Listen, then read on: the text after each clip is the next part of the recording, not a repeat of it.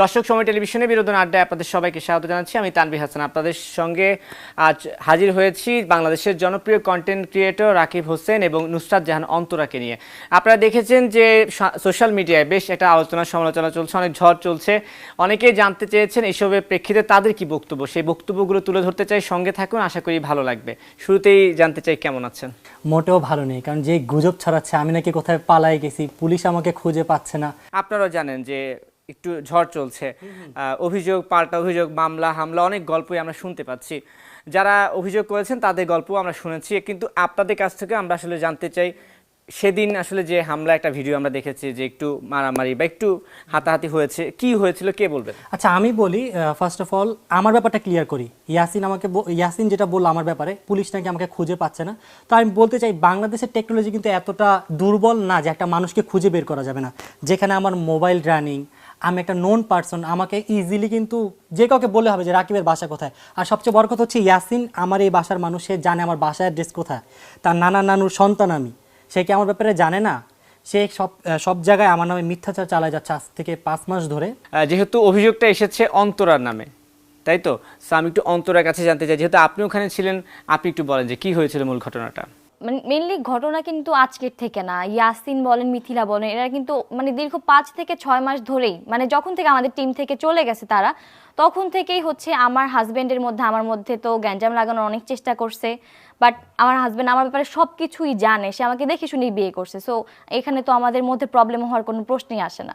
তো তখন যারা মানে তারা যখন এটা সাকসেসফুলি করতে পারেনি, এরপরে আমার ফ্যামিলি, আমার পরিবারকে নিয়ে অনেক বাজে মন্তব্য করছে সোশ্যাল মিডিয়াতে। এগুলো সব কিছু প্রুফ আমার কাছে আছে। আমার বাবাকে নিয়ে বলেন, আমার ছোট বোনকে নিয়ে বলেন, আমাকে নিয়ে বলেন, সবাইকে নিয়ে। সবচেয়ে বেশি খারাপ লাগছে আমার যে ব্যাপারটা, সেটা হচ্ছে ওর বাবার পেশা নিয়ে কথা বলতেছে। ওর বাবা নাকি আগে সিএনজি চালাইতো, যেটাই মানে বলে আসলে হচ্ছে ওদের আগে সিএনজি ছিল 6টা, ওর বাবা সেটার মাধ্যমে একটা আর্নিং সোর্স ছিল।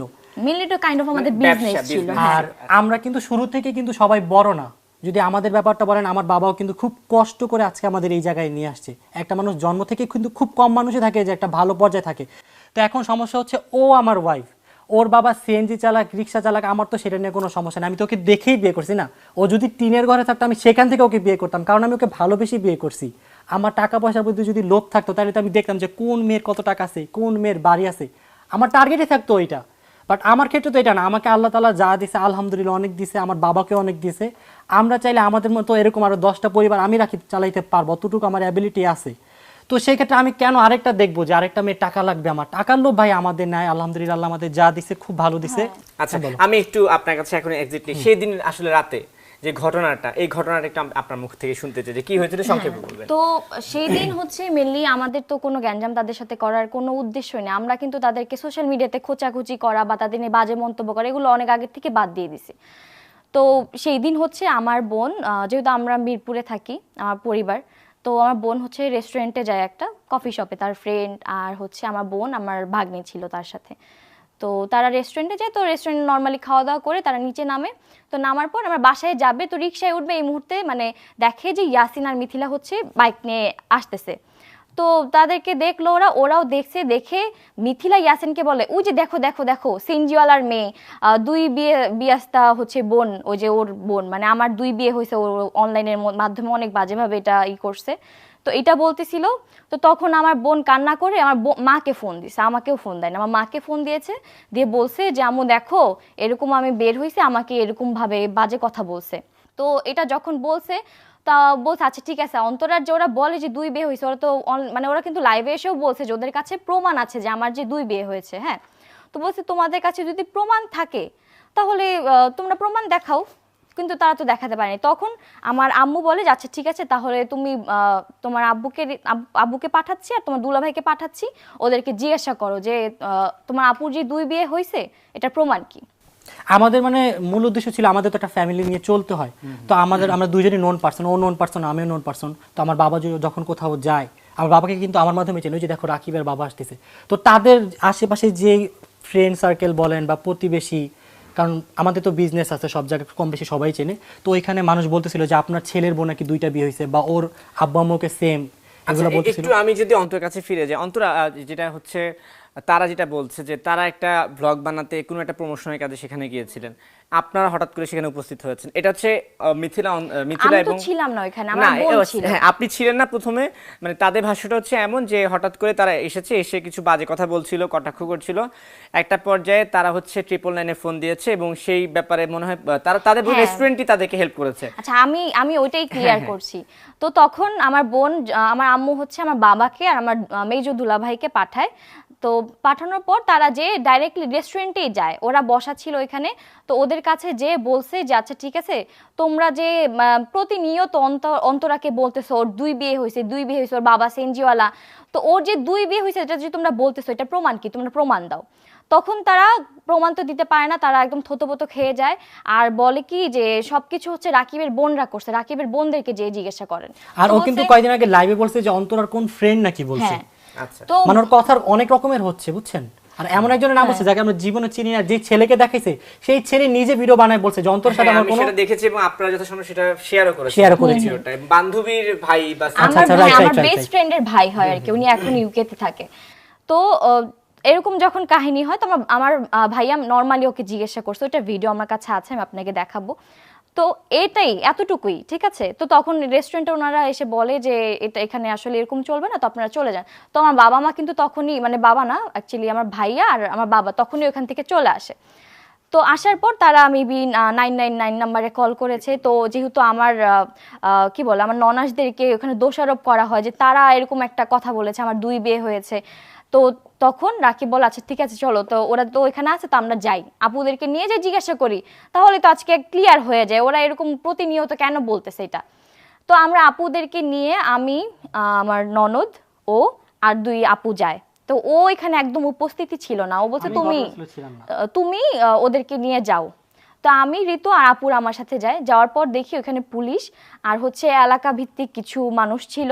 তো তারা সবকিছু কিন্তু ওইখানে অলরেডি যাচাই করা হয়ে গেছে, ওরা কিন্তু স্বীকারও করে ফেলছিল যে হ্যাঁ আমাদের মানে আমরা করব, সাইন করে তারপরে ওইখান থেকে যাবে, ওরা নেক্সট টাইম কখনো এগুলো করবে না। মিথিলা হ্যাঁ, নিয়ে আসি। এই মুহূর্তে যে তারা অনেক বাজে সিন ক্রিয়েট করে ফেলে, যখন আমাকে আর ঋতুকে দেখে ওইখান থেকে তারা এরা আসছে কেন, এরা কারা, এরা মানে অনেক বাজে ব্যবহার করে ওইখানে আমাদের সাথে। তো ওইখান থেকেও আমরা চলে আসি।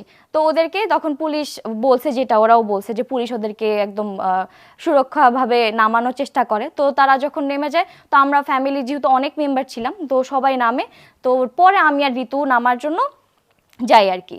তো এর মধ্যে তখন তো তারা নেমে অলরেডি হচ্ছে কি বলে বাইকে উঠে চলে যাচ্ছিল। তো তখন আমার ছোট বোন যেহেতু আমার আগেই নেমে গিয়েছে, তো আমার ছোট বোনকে সে আঘাত করে বাইকে ওঠার চেষ্টা করে। ঠিক, মিথিলা। হ্যাঁ, মিথিলা যে পার্টটা ইয়াসিন দেয় নাই, ওরা পার্টটা শুরু করছে কখন, পরে ওরা ফার্স্টে মিথিলা আপনারা- থেকে হার্ট করে যখন যাচ্ছিল, তখন অন্তরার বড় বোন গিয়ে মিথিলাকে ধরে, কিরে তুই আমার বোনের হাত ভাঙা ফেলবি। এটা তো ওর হাতটা স্বাভাবিক ধরে। ভাইয়া। দেখেন তখন কি আপনার, পুলিশ ছিল না? হ্যাঁ ছিল। পুলিশ তো ছিল।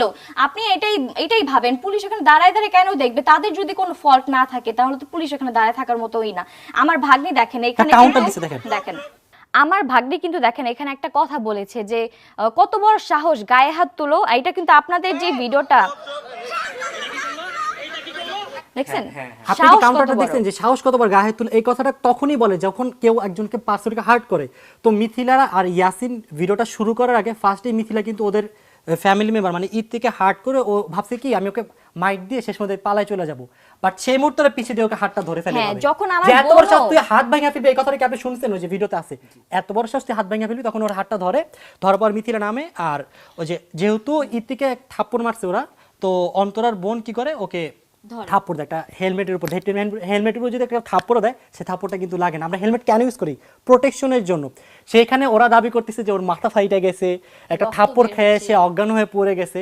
আর ওর নাটকটা যে করছে ভাই, পুরো পোস্ট বোঝা যাচ্ছে। যখন দেখবেন যে মিথিলা অজ্ঞান হয়ে পড়ে যাচ্ছে, ঠিক সেই মুহূর্তে ইয়াসিনের ক্যামেরাটা এদিকে করছে। এর আগে যখন ওকে থাপ্পড় দিচ্ছে, ইয়াসিন কি করছে, ক্যামেরাটা এদিকে ঘুরে রাখছে। মিথিলাও কিন্তু ওদের তখন পাল্টা মারতেছিল, সেই ক্লিপটা কিন্তু ইয়াসিন দেখাই নাই।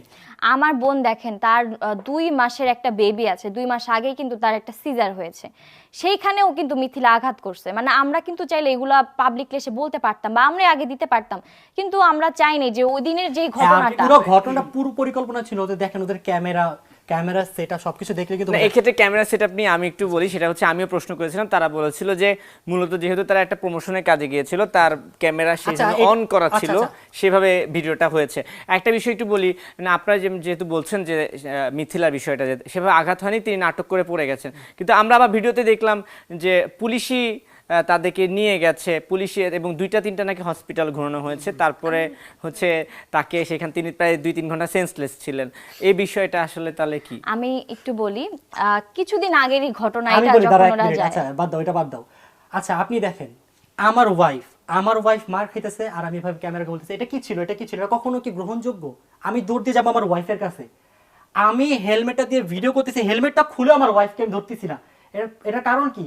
আমার মেইন ফোকাস হচ্ছে কন্টেন্ট আমার বানাইতে হবে, আমাদের রাকিব দেখাইতে হবে, অন্তরাকে খারাপ করতে আর হবে। আগের যে ক্লিপ ছিল সেই ক্লিপে কিন্তু ইয়াসিন টোটালি কেটে দিছে। সে সেখানে বলতেছে রাকিবকে বলিস ও যদি আমার টাকাটা দিয়ে দেয়। আমার কথা হচ্ছে ও আমার একজন একটা এমপ্লয়ি, আমি ওকে টাকা দিয়ে রাখছি, মান্থলি একটা ইনকাম দিচ্ছি, ওকে পে করতেছি মান্থলি একটা স্যালারি, সেখানে ও কিভাবে আমার থেকে টাকা পায়? আপনারা তো একসময় টিম হয়ে কাজ করতেন, তো হঠাৎ করে কি এমন হলো যে আপনাদের মধ্যে এত বিরোধ চলে আসলো? একটু কি বলবেন যে কেন, সমস্যাটা কোথায়? ও সেই ছোট থেকে আমাদের ফ্যামিলিতে, ওর বাবা মা কেউই ছিল না, সবাই ছিল দূরে, তো ওর দায়িত্বটা আমাদের উপর ছিল। তো আমরা সেই ছোট কাল ওর বাবা থেকে, মা কোথায়? ওর বাবা মা হচ্ছে দুজনই সেপারেট। আচ্ছা আচ্ছা। তো সেই ছোটকাল থেকে আমরা ওর দায়িত্ব বলেন, ওকে আমি ছোট ভাই বা ছোট বাচ্চা, আমার বাবা মা সেম, সেই ছোট থেকে লালন পালন করে বড় করে নিয়ে আসছি। আমরা কখনো ভাবি নাই যে আমার ভাই না, সবসময় ভাবছি ও আমার ছোট আপন ছোট ভাই বা আমার বাচ্চা, আমি এরকম করে ওকে পালতাম। সবসময় ওকে আমি চেষ্টা করতাম যতটুকু একটা ভালো একটা শিক্ষা দেওয়া যায়, তো সেভাবেই আমি ওকে বড় করে তুলছি। ও কিন্তু ধরেন ওর বিয়ের আগ পর্যন্ত কিন্তু সব ঠিক ছিল, ও কখনো আমার চোখের দিকে তাকায় কথা বলে নাই। কিন্তু ওর যখন মিথিলার সাথে ওর বিয়ে হয়, ধীরে ধীরে ডে বাই ডে মিথিলা ওর ব্রেনটা ওয়াশ করতে থাকে। মিথিলার প্রবলেম হচ্ছে ঋতু আর অন্তরা, এরা দুজন কিন্তু আমার একটু থাকে না যে বুকের কাছের খুব, এদের জায়গাতে আমি অন্য কাউকে দিতে পারবো না, স্বাভাবিক। আমার বইয়ের জায়গাকে আমি কখনো মিথিলাকে দিতে পারবো, বা আমার বোনের জায়গাকে আমি মিথিলাকে দিতে পারবো? তো তারপর আমি চেষ্টা করতাম সব সময়, যদি আমার ওয়াইফকে একটা শাড়ি কিনে দেয়, আমি চেষ্টা করতাম ওকে একটা শাড়ি কিনে দেয়, বাট সব সময় এই জিনিসটা যদি আমি কন্টিনিউ করি, বা এই জিনিসটা কিন্তু দেখতেও ভালো লাগে না। কারণ আমি আরেকজনের বউকে যদি আমি তার হাজবেন্ডের মতো প্রায়োরিটি দিই, তাহলে কি সেই জিনিসটা হবে? তাহলে আমার ওয়াইফের মর্যাদা আমি কই দিলাম? তো আমি সবসময় যতটুকু পারতাম করতাম, বাট মিথিলা জিনিসটা মাইনে নিতে পারতো না। মিথিলা চাইতো আমি আমার ওয়াইফকে যেভাবে ট্রিট করি, আমি যাতে তাকে সেভাবে ট্রিট করি। তো একদিন দুই দিন সে আস্তে আস্তে আমাদের মধ্যে ঝগড়া লাগানো শুরু করে, আমার ইয়াসিনের মধ্যে, আজকে এটা লাগায় কালকে ওইটা লাগায়। তো ইয়াসিন ফার্স্টে বুঝতো যে মিথিলা এগুলো করতেছে, এগুলো ঠিক না। আমার সাথে ওর সাথে অনেক ইনবক্সে চ্যাট আছে, আমি ওকে বলছি যে ইয়াসিন মিথিলা এগুলো করতেছে। তো বলে যে মামা বুঝোই তো, বাসায় গেলে এরকম উল্টাপাল্টা করে, ওর মা এগুলো শিখায় দেয়, থাক। তা আমি বলছি থাক, আমার এই কথা নিয়ে তুই আবার ওরে কিছু বলিস, আমি জাস্ট তোরে জানাই রাখলাম। তো এক দুই দিন বলছি, তো আমার কাছে মনে হলো যে এই জিনিসগুলো আমি না বলাই ভালো, বললে হয়তো ওদের সাংসারিক জীবনে আরও সমস্যা হবে। তো মিথিলা করতো কি, ওর কাছে গিয়ে আমাদের ফ্যামিলির নামে বা আমার নামে উল্টাপাল্টা কথা বলতো, আবার ওর কথাগুলো ওর থেকে যদি ও এটা বলতো বানায় ফেলতো আরেকটা, এটা বলে আমার আম্মুর কাছে ওর নামে অনেক উল্টাপাল্টা আজে বাজে কথা বলতো। এটা বলতে বলতে হয় কি, আমাদের পুরো ফ্যামিলিটার মধ্যে এক একজনের কথা এক একজনের কাছে বলতে বলতে বলতে বলতে মানে পুরো ধ্বংস করে দিছে। মানে আমাদের এক একজনের যে কমিউনিকেশন, সেই জিনিসটা পুরো নষ্ট করে দিছে। আমার আম্মু ওর সাথে কথা বলে না, আমার সাথে কথা বলে না, আমি নিচে আসলে আমার আম্মু উপরে চলে যায়, মানে জিনিসটা এমন হয়ে গেছে। একদিন দুই দিন তিন দিন যখন জিনিসটা আস্তে আস্তে সবার সামনে আসে, সবাই আমরা মিথিলার আসল রূপটা জানতে পারি, তো আমরা ক্লিয়ার হয়ে যাই যে আসলে মিথিলার স্বভাবটা কেমন। তো ইয়াসিনের আমি একটা ইউটিউব চ্যানেল খুলে দেই, তো ইয়াসিন খুলবেই না কোনোভাবে। তো আমি বলছি না, কেন খুলবা না, তোমার খোলা উচিত, তোমাকে আমি খুলে দিই, আমি A to Z তোমাকে সব শিখাই দিব, করে দিব, যেভাবে লাগে তোমাকে আমি হেল্প করবো। তো আমি ওর একটা ইউটিউব চ্যানেল খুলে দিই, চ্যানেলটা আমি রান করি।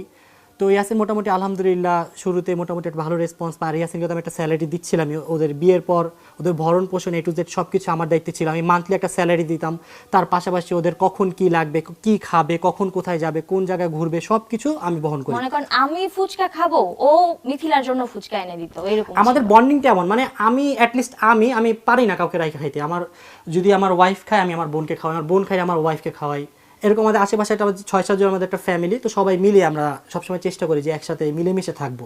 বাট যখন আমি ইয়াসিনের চ্যানেলটা খুলে দেই, তো মোটামুটি কয়েকদিন যাওয়ার পর ইয়াসিনের ভিতর মানে একটা লোভ লালসা মিথিলা ঢুকাই ফেলে এনিহাউ, যে তুমি এখন রাকিবের চ্যানেলে যে কাজ করে যে স্যালারি পাচ্ছ, হয়তো বা আমরা এর চেয়ে বেশি পাবো, এরকম করলে তুমি ওইটা বাদ দিয়ে দাও। তো তো আমি ইয়াসিনকে বলছি, ইয়াসিন শোনো, তুমি যদি এখান থেকে চলে যাও সমস্যা নেই, কিন্তু ওই মুখ কালাকালি এগুলো দরকার নাই, তুমি তোমার মতো করো, তুমি যদি একটু ভালো পর্যায়ে যাও সেটা হচ্ছে খুশি, আমার চার কেউ হবে না, তোমার খুশি মানে আমার খুশি। আমি ইয়াসিনকে এটা অনেক বুঝাইছি, কিন্তু ইয়াসিন ধীরে ধীরে ডে বাই ডে ওর ওয়াইফ যেভাবে ওকে বলতেছে ও সেটাই করতেছে, আজকে এটা কালকে ওইটা, তোমার নানু এটা করছে, তোমার অন্তরা এটা করছে, ঋতু আমার সাথে এটা করছে। তো ইয়াসিন ওর কথা মতো শুনতে শুনতে শুনতে শুনতে আমাদের সাথে একটা কানেকশন খারাপ করে ফেলে। অথচ যেগুলো আমরা করিনি, আমি বা ঋতু আমরা কেউই করিনি, ওগুলো বলতো ইয়াসিনকে। তো এগুলো নিয়ে আস্তে আস্তে গ্যাঞ্জামটা বাঁচতে বাঁচতে যখন বড় একটা গ্যাঞ্জাম হয়, তো আমরা কক্সবাজার যাই। কক্সবাজার যাওয়ার পর ওইখানে মিথিলা বলে ঋতু নাকি কি বলছে, কিন্তু ঋতু এটা বলে নাই। তো আমি সবসময় ওইখানে গিয়ে সবসময় মতো বুঝাইলাম যে দেখো, নিজেদের মধ্যে এরকম করো না, ও ঋতু এই কথা বলে নাই, তোমাকে এই কথাটা ঋতু কেন বলো, যদি বইলেও থাকে তুমি আমাকে বলতা, এগুলো নিয়ে তো বাড়াবাড়ি করার কিছু নেই। বলেন না, আমরা থাকবো না, আমরা কালকে সকালেই চলে যাব। তা আমি বললাম আচ্ছা ঠিক আছে, তোমরা যেহেতু চলে যাবা তাহলে আমাদের ক্যামেরাটা তুমি যেহেতু এতদিন হ্যান্ডেল করছো, একটা মানুষ যখন জব করে হঠাৎ করে জবটা ছাড়াটা কিন্তু ঠিক না, অ্যাটলিস্ট একটা দায়িত্ব একজনকে দিয়ে যাওয়াটা উচিত, শূন্যতা হয়ে হ্যাঁ। যায় সেই ক্ষেত্রে। তো আমি বললাম তুমি চলে যাবা, তাহলে এক কাজ করো, তাহলে তুমি জয়কে দিয়ে দাও। আমার খারাপ লাগছে, কষ্ট লাগছে যে এই ইয়াসিনের জন্য আমি এত কিছু করলাম, আর এই ইয়াসিন আমাকে এখন এভাবে ফালাই রেখে চলে যাবে ঢাকার বাইরে, আমি কক্সবাজার। তা আমি একটু রাগ হয়েছি, ঠিক আছে যাও তুমি, তোমার সাথে আমার আজকে পড়ার কোনো কথা হবে না, তুমি চলে যাও। এটা বলে আমি আমার রুমে চলে আসলাম। তো ইয়াসিনের মধ্যে চলে গেল। এই যে ইয়াসিন গেল, ইয়াসিনের সাথে কিন্তু আমার আর কোনো কানেকশন নাই।